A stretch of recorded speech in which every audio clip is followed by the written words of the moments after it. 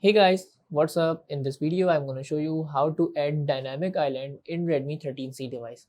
So guys, if you want to add dynamic island here like iPhone, so all you guys have to do just go to Play Store as we are using a third-party application. Search for an application named Dynamic Bar.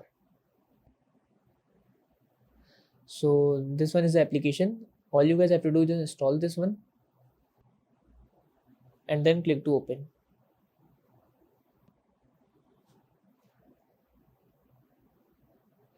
So this application contains some ads as this is a free application, but don't worry guys, just skip the ad and all you guys have to do is just enable this feature. Now we have to enable the permission also. So just tap on accessibility, click agree and then go to downloaded apps. Now enable this feature. Agree with the policies and then click OK. Now go back again. Allow notification access. Again give the permission and now click OK. Now go back guys.